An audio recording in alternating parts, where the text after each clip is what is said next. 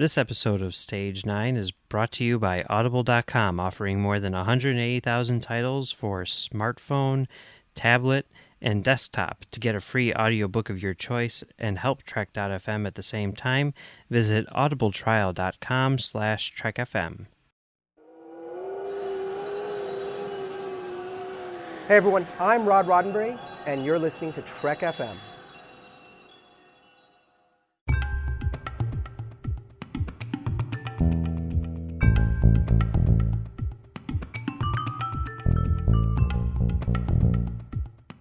Hello and welcome to Stage 9, Trek FM show about the people who make Star Trek. I'm Mike. I'm John. And today we're going to be talking about a new movie which was just released. I know we said that we were going to be talking about like the modern era cinematographers. We're going to put a hold on that in order to discuss a brand new movie which everyone is talking about. Yes. Wonder Woman, starring Chris Pine. But and Gal Gadot as the title character, but Chris Pine is why we are covering it on Stage 9. Yeah. As much as we love, Gal Gadot, she has not been in Star Trek yet. But she was in Star Trek Beyond director Justin Lin's Fast and Furious movies. Yeah. So that's an important note too. So she's no stranger to the show. Definitely not. So, before we talk about that, let's talk about a little bit of news. This is rather interesting. There was an article which was published on Trek Movie where they interviewed Nicholas Meyer, and they were mainly talking about the 35th anniversary of Star Trek II, The Wrath of Khan. But one of the things which Meyer dropped in the interview was that he's working on another Star Trek project. He is indeed. I think he even checked himself. He's like, no, I think I can tell you this. Yeah, I think he had a little bit of fun with it, knowing that he was dropping a little tidbit there. Yeah, for what he said one thing that has nothing to do with Discovery is that I am working on another Star Trek project, but I can't discuss that either. And then I believe it was Anthony Pascal was interviewing him. He said, "Are we talking more feature film? Because as far as I know, there is only one television project, I assume." And Meyer's response was, "You can assume." Yeah. So what does that mean? I mean, first off, it means that Meyer is working on a Star Trek project. So no matter the medium, that's awesome. Yes. But what do you think it is? I have no idea. When we first read the article, we were sort of going back and forth. I think it would be cool if it was a book that did a lot of world building. Because since he's been involved in the writer's room since the beginning, it would pretty much make sense. I mean, and it would get fans jazzed as opposed to, just like a typical tie-in book or anything like that. It could be all of the stuff to set the stage for Discovery, like, repaint the world for us so that we know what to expect. Would that happen? I don't know. I mean, I think it would be fun if maybe he was directing, I don't know, like some sort of standalone, maybe something just for the app or for TV or something. That would be neat.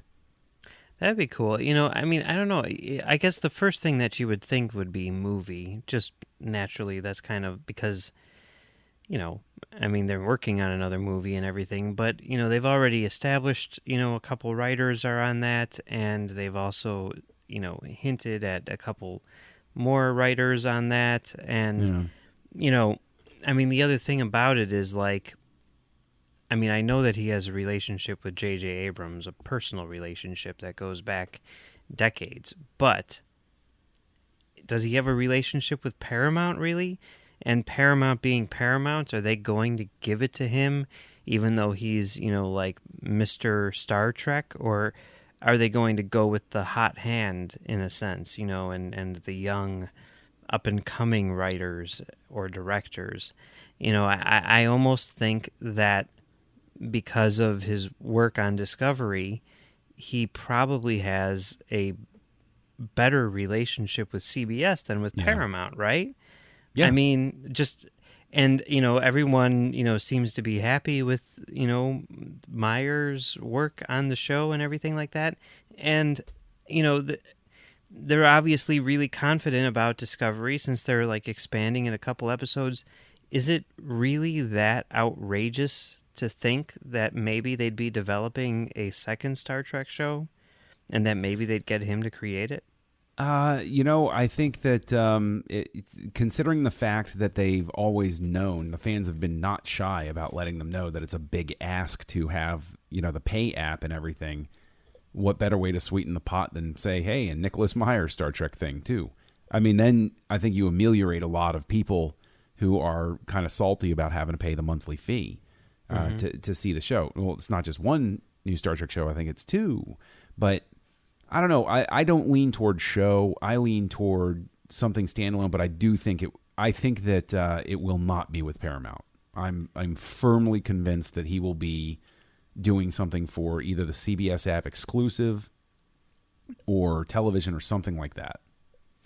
I mean, it seems. I mean, the book idea definitely seems to make sense. I'm sure that the marketing department and whatnot at CBS Publishing, and not to mention IDW Comic Books, I'm sure that they have their hand on the pulse of Trekkies, enough to know that if Nicholas Meyer were to be like, "Hey, could I write a Star Trek book?" They'd be like, "Yep." Just tell us how much we need to pay you to do that, and it's a done deal. You know what I mean? There is some sick and twisted little part of my soul that would actually get a big kick. I know I'd get a big kick out of it if they've got this thing where it's like, oh, I'm working on a Star Trek project, and I can't really tell. And you find out he just was building a model. He's like, this is the Star Trek project I was working on. What did you guys think I was talking about? Yep. That seems like it would fit with his sense of humor too. It does. It does. I mean, like the first thing that I thought of, just like completely, for no reason at all, I'm like, I bet it's musical theater. Like I'm just guessing that he's writing a Star Trek musical which will appear on Broadway. That's my guess. For absolutely no reason at all. I don't know why. I was just like, that seems like something he would do. We do know that he loves opera. There you go. I don't think he'd write an opera, but like a musical, like Star Trek Hamilton style or something like that. Okay. I don't think that he's ever written anything for the stage as far as I know. He has written like 6 or 7 novels. He has written tons and tons of movies and directed tons and tons of movies. So who knows? But it's interesting. It's interesting. It is. Hey, I'm on board, and that's definitely. I think your question when we read it was like, why is this not lighting the internet on fire? Yeah. And I would counter that there are a lot of other things that are taking people's attention, but at the same time, you would think that the Trekiverse would have lit up a little bit more. Maybe I didn't even notice it until like 2 days after it was published. Is it possible that this is something they would announce at the next Star Trek convention? They don't announce stuff at Star Trek conventions. They really So San Diego Comic-Con is what you're telling me. San Diego Comic-Con, they could do that there. Okay. Or New York Comic-Con. But who even knows how far along it is, That's true. I mean, it's just gosh, if it were a TV show, then it's earliest possible stages, because you have to start assembling people. Like, people are going to notice. It's not like you can start putting together a TV show in secret, or a movie, or a TV movie or anything like that. And as popular as they think Discovery is going to be, I highly, highly doubt that they're going to greenlight a second Star Trek show until they at least see some return on investment in this one. You know what I mean? I'd say that's a safe bet. But we'll see. I mean, hey, it could be a movie. It could be, that would be interesting to see his take on the Kelvin universe. I'd love to see that. Maybe it's a nonfiction book of some sort. He already wrote one of those, but but my thinking with that is if it were, he would be allowed to talk about it. That's my guess. I don't Probably, know. unless it's something like the he's writing the behind the scenes story of Discovery coming together or something like that. Yeah, although he said it doesn't have anything to do with Discovery. Oh, that's right. Yeah. Which, by the way, we didn't mention this at all, but David Mack is writing that first Discovery novel, and he did reveal that it is going to be a prequel to the pilot. So, Well, now hold on a second, yeah. okay? Because I think that the term prequel gets misused a lot. Is it coming out before the show? No. Oh, They say then it it's is a going to come prequel. out Okay. shortly after the show Okay. premieres. Because the thing is, other franchise and everything, but when they released Rogue One Catalyst, everybody was saying, "Oh, this is the prequel to Rogue One." It's like, no.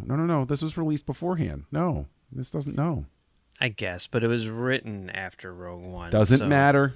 Okay. Release order determines whether it's a prequel or a sequel. So does that mean that Star Wars is based on a novel since the book came out first? No. Okay. Because Catalyst is a standalone thing, whereas the Star Wars book is based on a script. It's an adaptation as opposed to Catalyst, which is a standalone. Okay. It's not based on a pre-existing work. All right. Fair enough. Anyway, regardless of Yes. any of that, it's interesting and fun to speculate. Hey, if you have any ideas as to what this may be, share them with us. What do you think? Is it going to be a book? Is it going to be a show? Is it going to be a movie? And what would you most like to see from Meyer?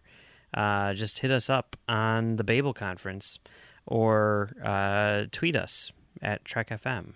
Yeah. So, yeah. We'd love to hear your thoughts. For sure. Always. Okay, so should we move on to our feature presentation? Yeah, let's move on to our feature presentation, Wonder Woman. Wonder Woman. Okay, this is a new film which is written by Alan Heinberg from The O.C. and Sex and the City, as well as various comic books. He's a very good writer. And it was directed by Patty Jenkins, who directed Monster back in the day, and a commercial for Sears at the movie theater that I worked at 10 years ago. Yeah. That was cool. I get to see her work But- up close and personal. But also a very well-established TV director. Yeah, having worked on things like... I know she worked on Entourage. Yeah, well, she also did Arrested Development. Yeah. And The Killing, which Yeah, is a she show that directed I the- didn't watch. But I didn't watch it either, but she directed the pilot for that one, and I Yeah. think she got... Did she get nominated for an Emmy or a Directors Guild Award or something like that for The Killing? I don't remember which award it was. I don't know, but she did. Yes, she was. And that's pretty big, directing a pilot for a hit show. So yeah, Wonder Woman. It stars Gal Gadot. Sorry, Godot, yes. Gal Gadot as Wonder Woman, and Chris Pine as Captain Steve Trevor. Steve Trevor, yes. Yeah. And yeah, you want to give a synopsis of Wonder Woman? Sure. It's the story of Wonder Woman. No, but yes, she Wonder Woman is an Amazonian princess living on an island that is under the protection of Zeus, an invisibility cloak, basically. And they have managed to live in isolation from the world until the world comes and finds them in the form of Captain Steve Trevor. And he winds up penetrating the invisibility cloak, and then the people chasing him penetrate it as well. And Wonder Woman decides that it is time to go out into the world and fulfill her destiny of defeating Ares, the god of war, who she is convinced is the reason for all of the calamity in the world. And hijinks ensue. Hijinks do ensue. Very much so. Yeah. So, this is the fourth movie in the new DC extended universe, as they're referring to it. Oh, that's right. After Yeah. Man of Steel, Batman versus Superman, Dawn of Justice, and Suicide Squad. I always forget about Suicide Squad. That's okay. And On purpose. and what did you think about the movie in general? In general, I really enjoyed it. I've found it was and this is a high compliment for me, it was a nice, refreshing callback to the way superhero movies used to be.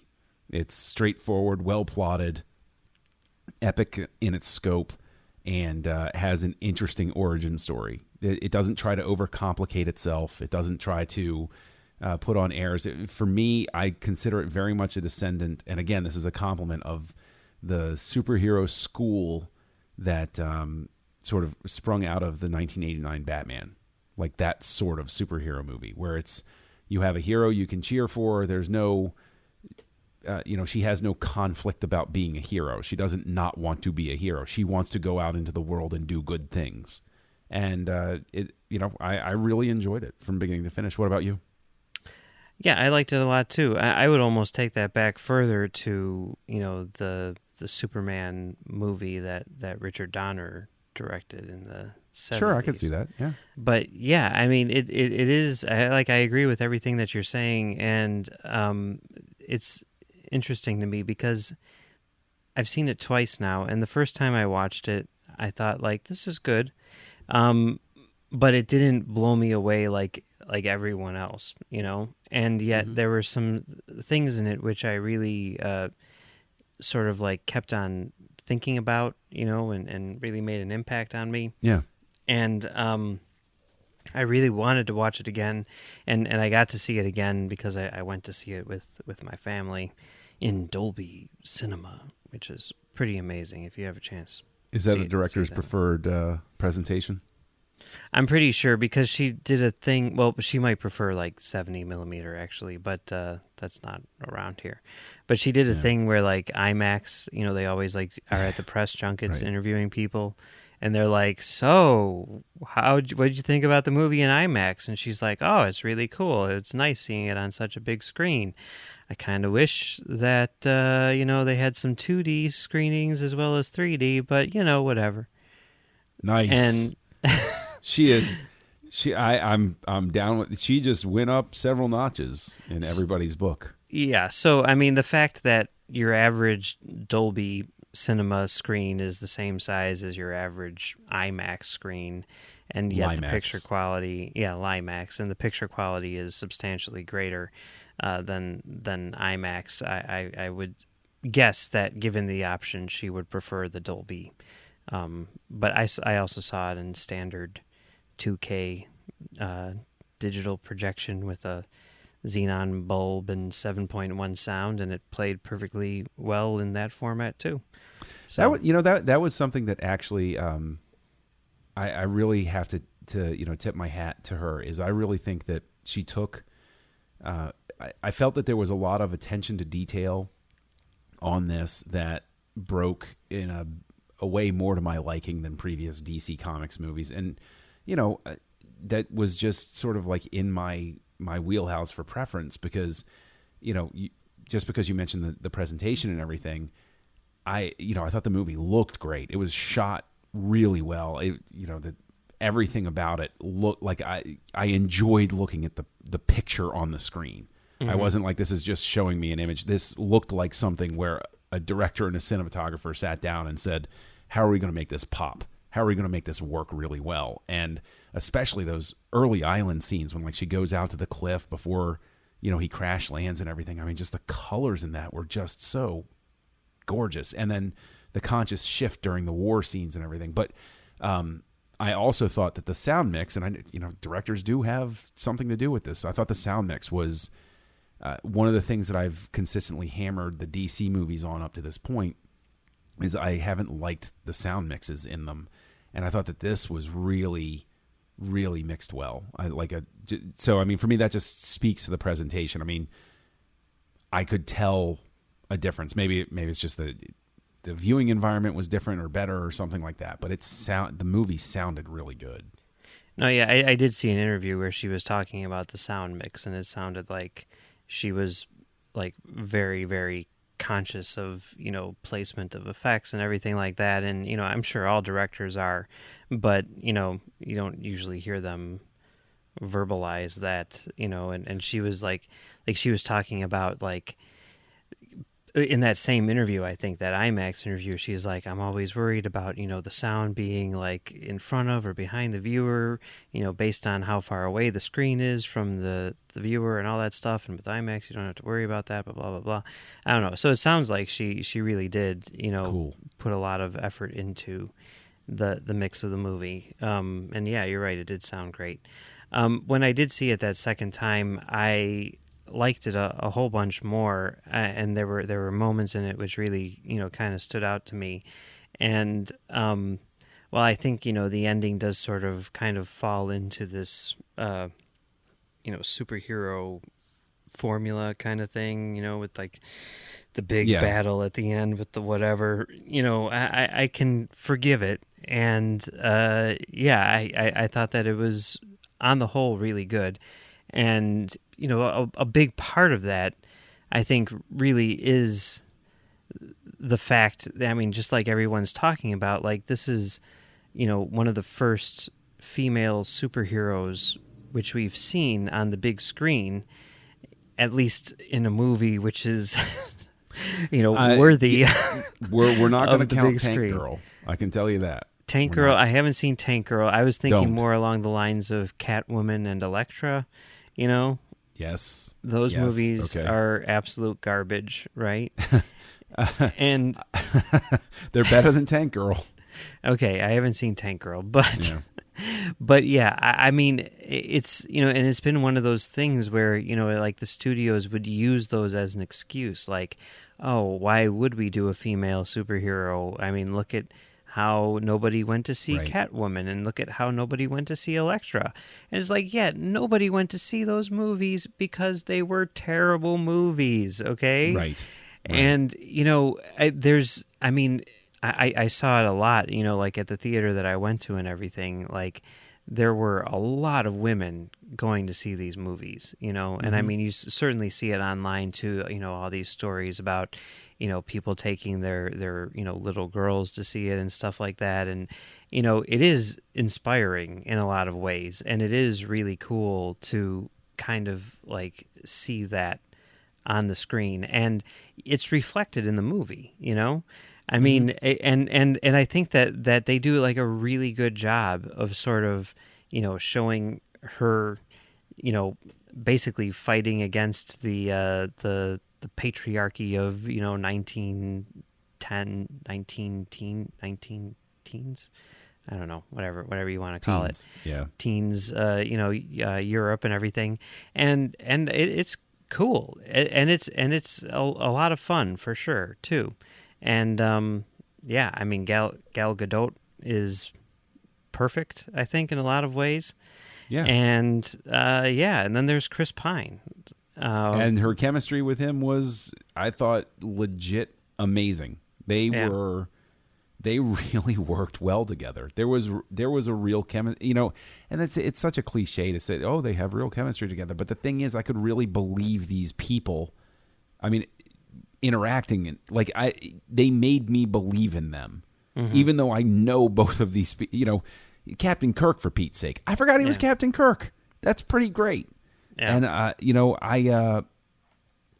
think that the performances in the film all around were really good. But I think also I've been referring to this as Chris Pine's Get Out of Star Trek free card. I'm dead serious.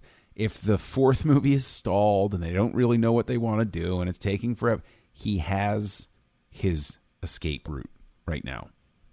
People might not want to hear it, and I want him to play Captain Kirk again, but he is basically, I haven't seen Hell or High Water, but I've heard nothing but great things about it and yeah, his performance in it.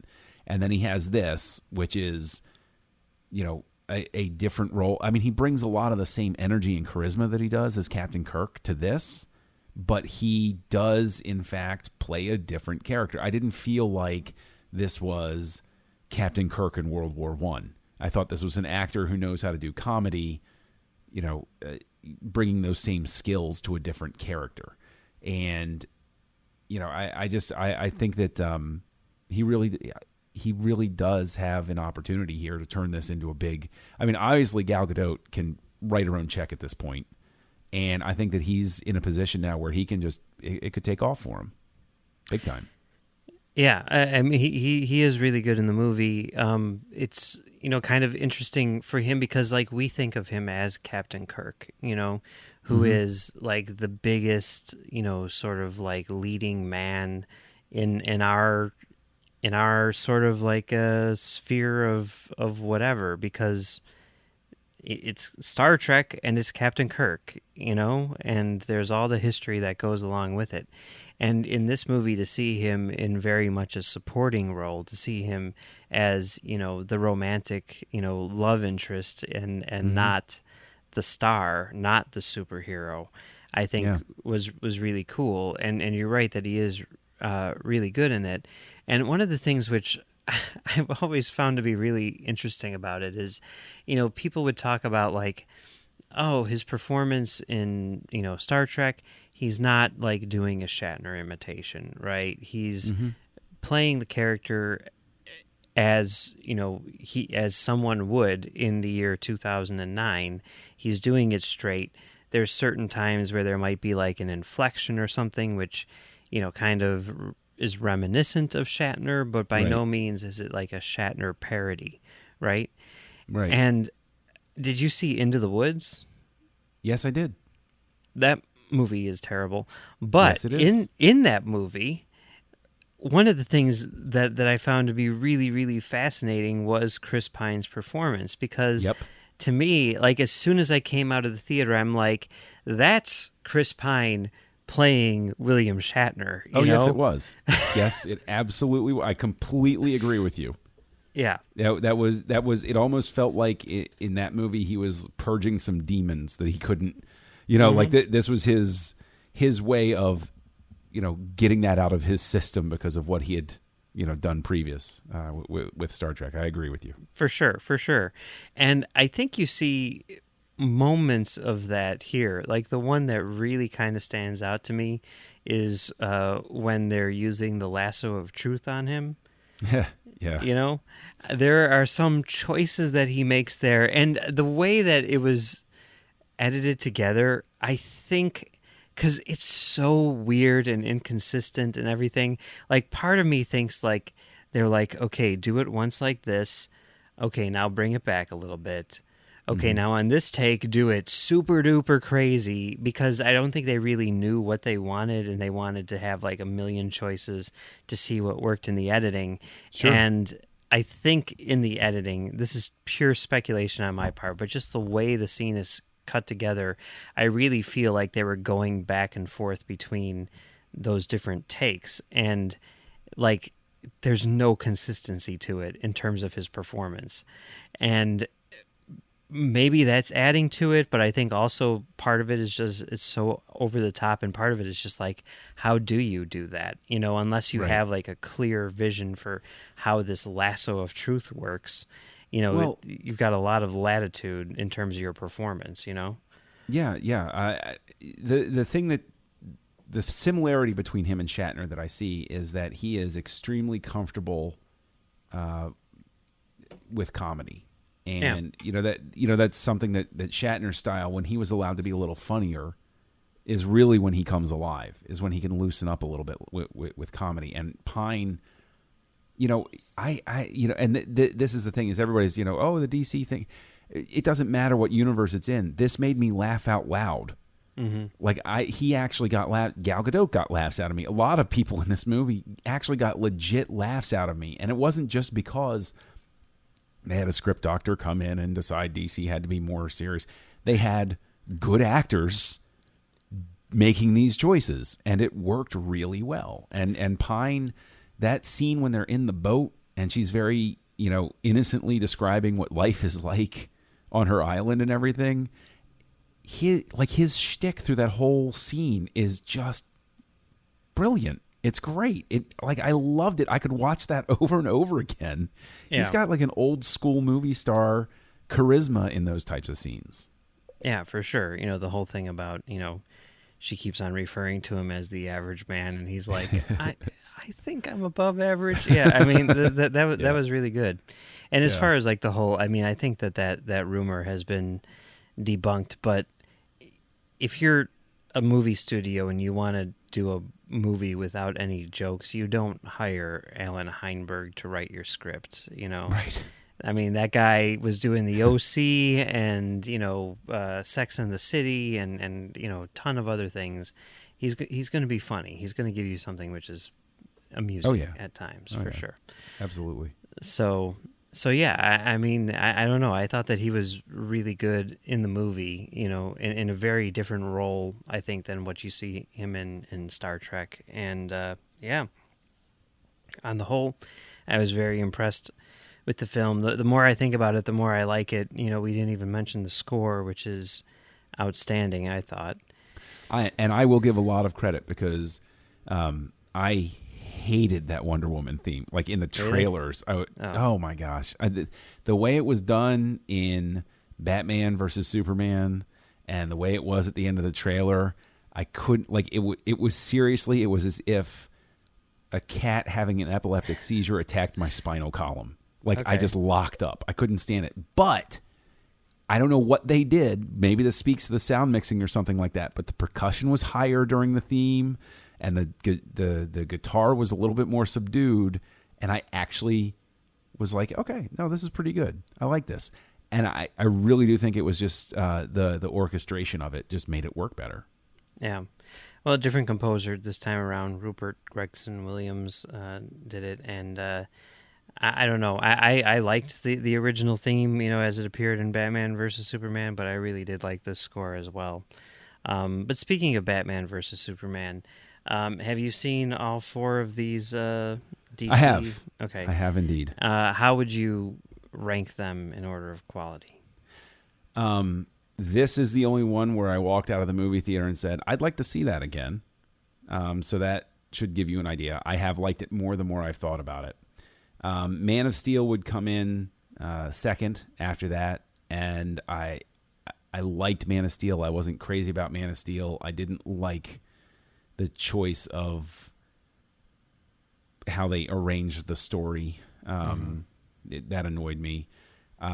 Batman versus Superman, the Ultimate Director's extended whatever edition, still did not enjoy it, but it was better than the theatrical cut. And Suicide Squad, I think, is sort of beneath contempt. I came out of it like, oh, I liked some of those choices, and then that of the four of them, that's the one I would never ever watch again. But the thing is, to speak to your point about the ending, I just want to say that given how the ending plays out and who she defeats, I really, really, really that ending of Batman versus Superman, I don't understand why she couldn't just show up and just tear Doomsday in half and be done with it. It was puzzling to me. I guess there's always, I mean, hey, she's getting older, No. it's 100 years No. later. No. I mean, they said she was 800 years old in this one, No. so when 900 Hey. years old you reach, look as good you will not. Hmm? Yeah, are you kidding me? Yoda's looking at that like, what? Come on. Really? I'm just saying, No. Okay. No. All right. As far as my rankings, I'm way all over the place on this. I mean, Shocking. like Suicide Squad is definitely the worst, right? Yes. And there's like a thing about it where like when I watch it, I enjoy it. But at the same time, like intellectually, I'm like, this movie, like, and I don't do this. I know people who do this all the time. I'm not one of those people. But with Suicide Squad, the plot literally makes no sense at all, okay? The whole thing You're correct. makes absolutely no sense. The existence of the team, the impetus for constructing the team makes no sense. Well, that Because these people are supposed to keep Superman in check. Well, whatever. No, there is nobody on that team, not collectively, not individually. There's nobody on that team that could make a lick of difference to Superman. That, whatever. I mean, you can say whatever. Maybe they're being a little overly ambitious, but like the plot of the movie, the idea of like, we need to send them in to save this person and bring her out. And like literally all they do is they like they land a helicopter, they go through all these obstacles in a city, they get to a building, and then literally all they do is escort this person up to the roof of the building where another helicopter is coming to pick her up. Why Yes. didn't they just have the helicopter go straight to the building and It's a whatever. good question, Mike. That's the It's a thing really that good bothers me. question. But whatever. But at the same time, there's like a lot of stuff in there which I find like very enjoyable. And that level, I like the movie. But with the other three, like I definitely don't hate them. Like I came out of all of them saying like that was pretty good. You know, Man of Steel, I really responded to at the time. I thought it was definitely the best Superman movie ever, even though I No. think that a lot of the choices they make with the character are weird and stupid. Same thing with Batman versus Superman, where, like, I mean, we're coming off of the Dark Knight trilogy, and it's Yeah. like, okay, how are you going to do Batman now? Like, really, like, how are you going to do Batman now? Because there's really nothing that you can do that will, I mean, add to this character. But then again, I said the same thing after Batman Begins, and then they came out with Dark Knight. But I mean, like, literally, it's like once you've made, the absolute best interpretation of Batman ever, what are you going to do? You can't top it. And what you end up doing is something which is kind of dumb. It's kind of a dumb version of the character, and it's kind of a weird, like, and I know that Batman is always sort of fascist, and maybe that's just one of the things that maybe No, he's not. no, you don't think No, so? no. Let's not go down that road. Okay. I think you shouldn't go down that road because you're already going to get enough angry letters from Matthew Rushing for everything you've just said. Okay, fine. But regardless of that, I mean, certainly there is some stuff in Batman, and part of that is about his growth as a character, but it's weird because we're starting at like the end of his career, and it's like Batman would have learned these lessons by now. And So. like with Superman and Man of Steel, you're like, okay, he's breaking some necks, but it's his first day on the job. I'll forgive him that, But when Batman starts saying, like, if there's even a 1% chance that he's bad, we need to take it as an absolute truth. I'm like, seriously, Batman? I thought you were smart, Like, what is this? Look, And then by the end of the movie, Batman, he's like, okay, I was kind of wrong about that, but... Look, the interpretation of Batman I didn't have the problem with because I could understand somebody going through, like basically Batman is almost a musing on people's reaction to terrorism, and like going overboard in one direction sort of thing, which is cool, which I like. Like Ben Affleck's Batman was cool he wasn't the problem with the movie basically.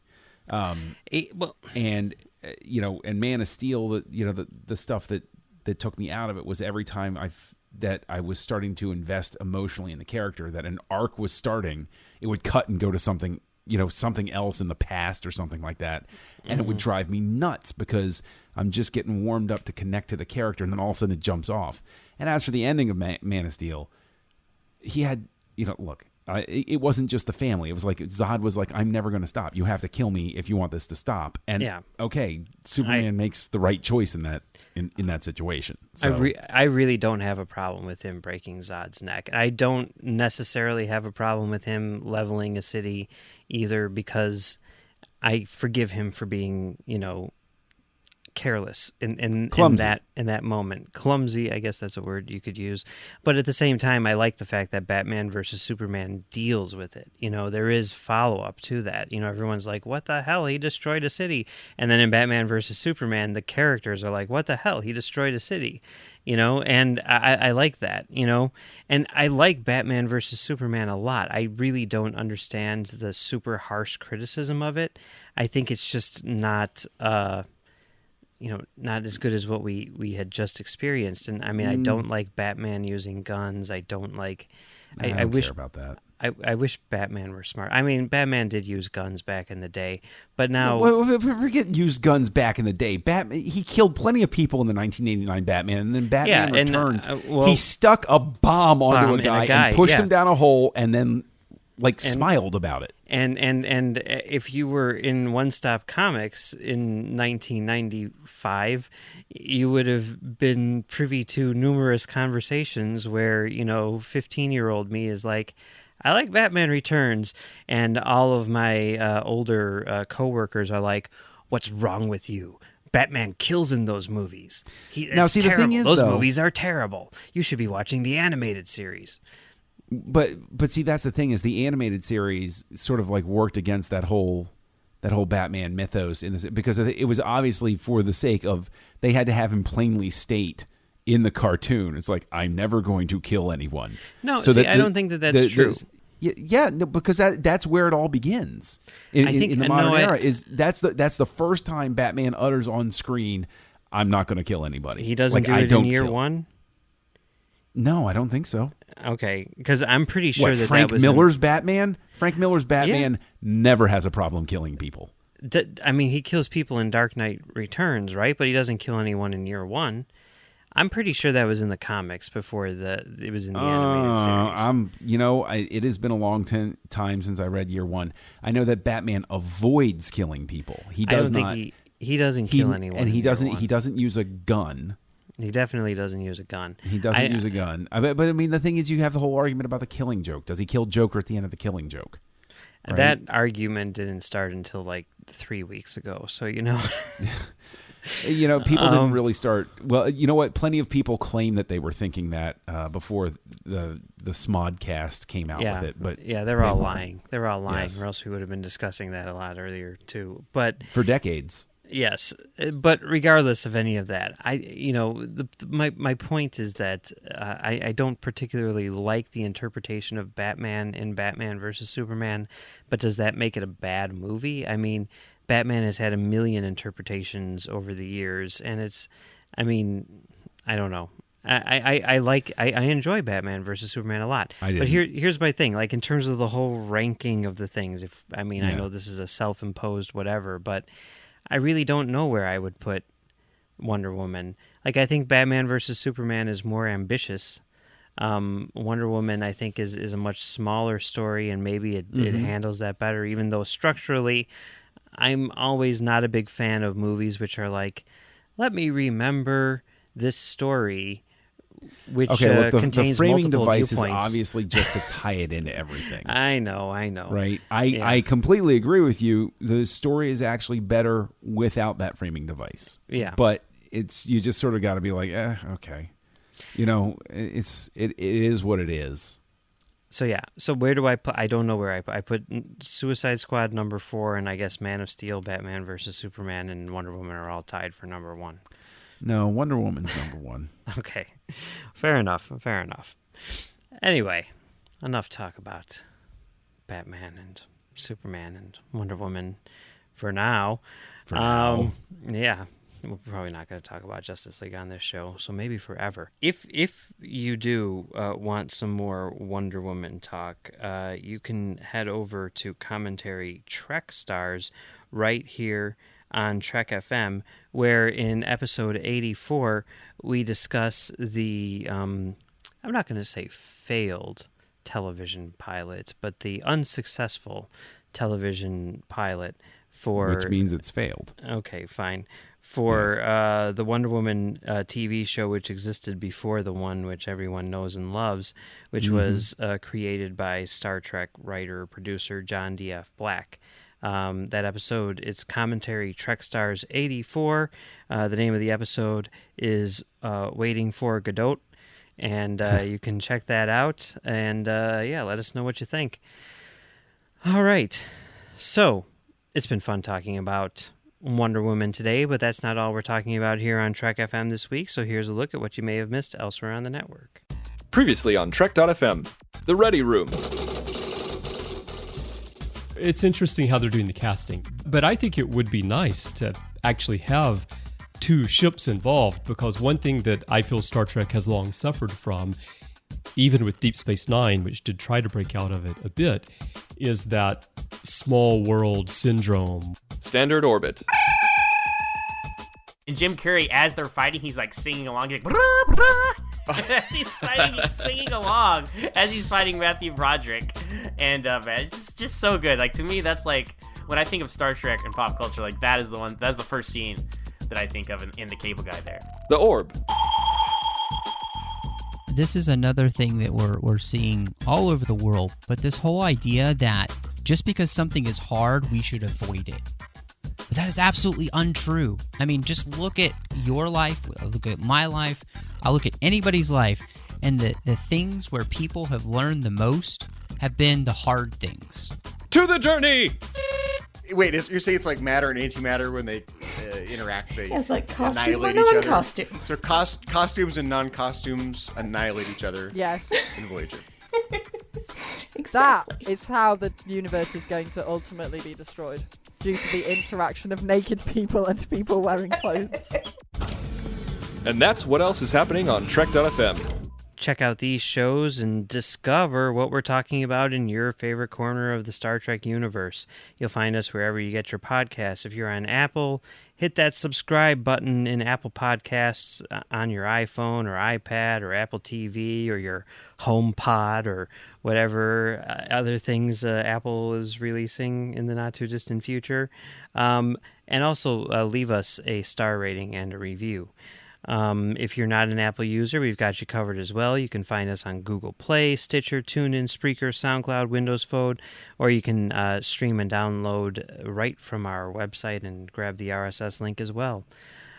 We'd love to hear your thoughts on today's show, and there are many ways for you to do that. The best place is to join the larger conversation at the Babel Conference, which is our listener group on Facebook. Just type Babel, that's Babel, into the search field on Facebook, and we should come right up. You could also send us an email at trek.fm/contact. Just find Stage 9 in the little drop-down thing, and then that'll come right to us. Mm-hmm. Or you can find us on Twitter at TrekFM or on Facebook at facebook.com/TrekFM. John, where can people find you on the internet? Oh, look for Kessel Junkie. He's out there. You can also find me co-hosting Words with Nerds with my pal Craig, which is a weekly zany comedy show.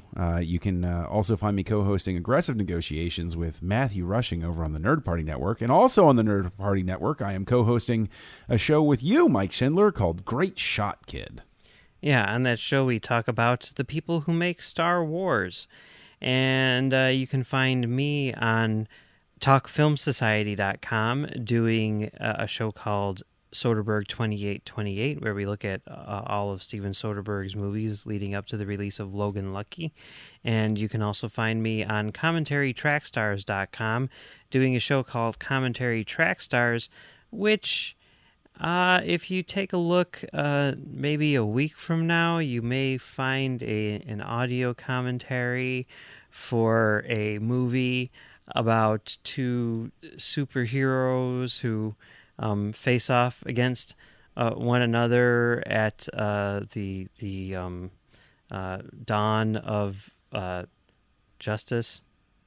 Oh, something. really? Okay. Maybe. Because there are technically 3 heroes in that movie, Mike. Yeah, but there's only 2 who are fighting each other, right? Yeah, okay. Okay. Technicality. All right. So anyway, you might find that over there if you look hard enough, like at the top of the page. You can also find me on Twitter at Mumbles3K. Okay, we'd like to thank our associate producers today, Jeff Sutter and Chris Steftenagel. Thank you very much, guys. If you'd like to help us keep all of our shows coming to you each week, you can become a patron of the network on Patreon. Just visit patreon.com/TrekFM. That's patreon.com/TrekFM to get all the details. And you get perks like early access to episodes, exclusive content, producer credits, and more. So, head on over there. Help us out if you can. You'll find all the details at patreon.com/TrekFM. All right, so that's it for this week. Next week, John's going to take a bit of a vacation. I am. Yeah. I am. I've earned it. I think, Mike. I've earned it. You've done 51 episodes of Stage 9. What are you going to do next? I'm moving close to Disney World. That's cool. That's cool because they've got a Giordano's Pizza down there. So and Star Tours. And Star Tours. This is true. Yeah. This is true. So yes, I will be back next week to take a look at the new film by Star Trek Discovery co-creator Alex Kurtzman, The Mummy.